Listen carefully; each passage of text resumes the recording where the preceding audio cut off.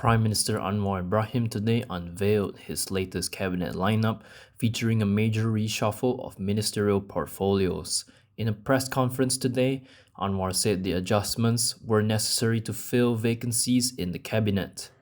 Dan ada keperluan untuk membuat sedikit penyesuaian supaya ada kabinet bekerja sebagai satu pasukan dan menumpukan perhatian bagi menjana pertumbuhan ekonomi yang lebih segar dan menyelesaikan masalah rakyat.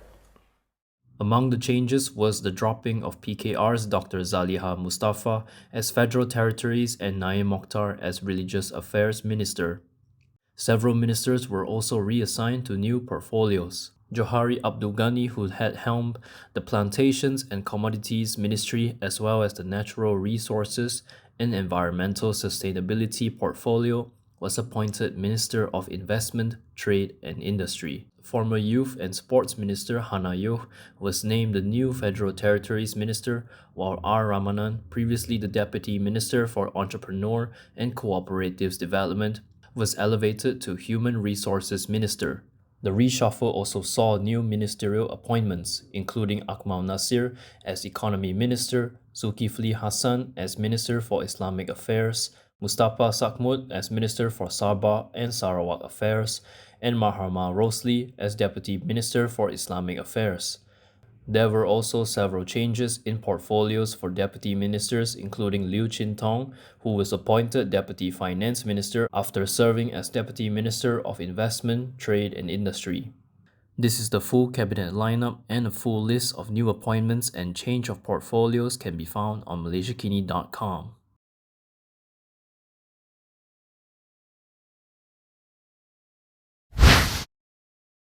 Following the announcement by Anwar on the cabinet, a PAS leader has offered his condolences, mourning what he claimed was the death of reformasi. This was due to Anwar's decision to retain the finance portfolio. In a post on Facebook, PAS Information Chief Ahmad Fali Shari said the new cabinet has finally been announced and the Prime Minister is still the Finance Minister. He added that the key promise of reformasi has now been officially buried. Condolences. Harapan's 2018 manifesto had stated that the Prime Minister would not hold any other portfolios. However, the coalition's manifesto for the 2022 election did not include it.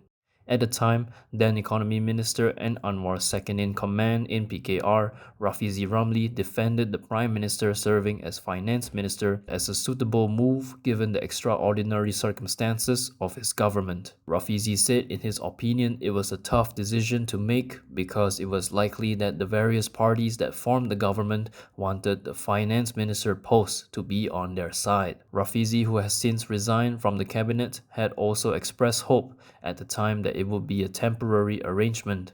Meanwhile, Anwar had defended the move, saying that the Prime Minister and Deputy Prime Minister holding ministerial portfolios is not a contradiction to the Harapan manifesto. From now on, you can also listen to Kini News on Spotify and Apple Podcasts. Scan the QR code on the screen to follow us. MIC President S.A. Vigneswaran said his party is in no rush to decide on whether or not to leave BN. His remarks came after BN chairperson Ahmad Zahid Hamidi warned MIC not to regret its decision should it choose to exit the coalition.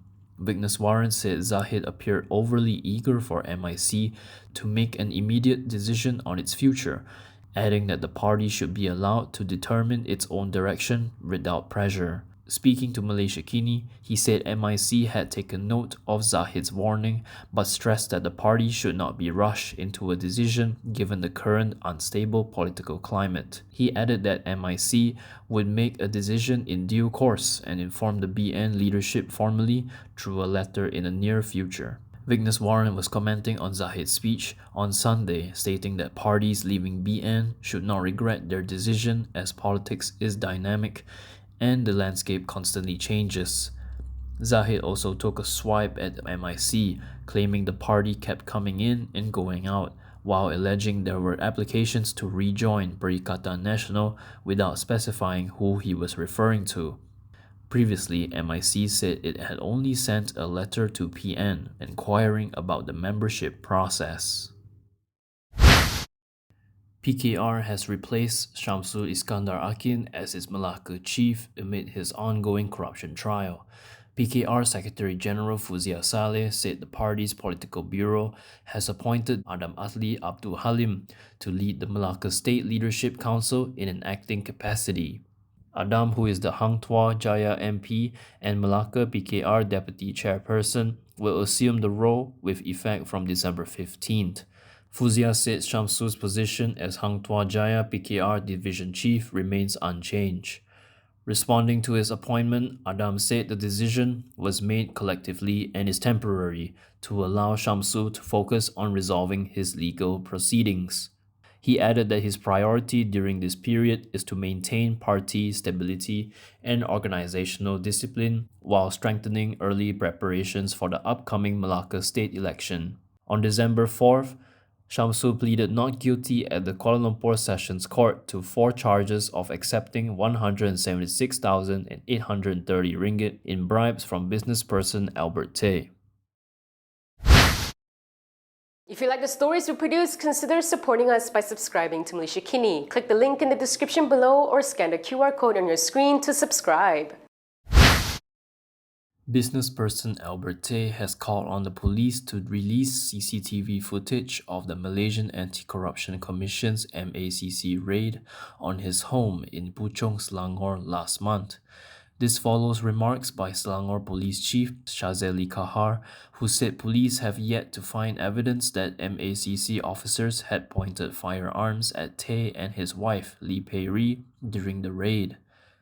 In a statement issued this morning, Tay said Shazeli's comments made yesterday were inconsistent with the facts. He said the most crucial evidence in the case was the CCTV recording device seized by MACC officers during the operation at his home. Tay added that he had provided the investigating officer with the username and password to access and review the CCTV footage. As such, he questioned who within the police force had viewed the footage and whether it was sufficient to substantiate his allegations. Expressing puzzlement over the police's claim of insufficient evidence, Tay urged authorities to immediately make the CCTV footage public so that justice could be served for him and his family. Yesterday, Shazeli said police had not found evidence to support claims that MACC personnel pointed guns at Tay and his wife, citing preliminary findings after investigators recorded statements from all MACC officers involved in the operation. He added that police had also obtained CCTV footage from the residence as well as recordings of telephone conversations, which have been submitted to the forensic unit for further examination and analysis. Sabah DAP Chief Fong Jinzhe is mounting legal action against controversial businessperson Albert Tay for linking him to the Sabah mining license scandal in a recent podcast show. In a statement yesterday, Fong said he felt disgusted and outraged over the allegations made against him and labeled them as a complete distortion of facts. He stated that he had immediately consulted his lawyers and is preparing to initiate legal action to firmly defend his reputation and integrity. He added that he has never initiated any meetings with Albert or stated any remarks such as who doesn't love money or anything of that nature. Fong, who is a former Sabah Industrial Development Minister, said he only had one meeting with Tay on March 22, 2023, and stressed that it was not prearranged, but one that Tay himself insisted on having. Fong also alleged that Tay had attempted to persuade him to approve the formation of a concession company to manage Sabah's scrap metal exports during their meeting.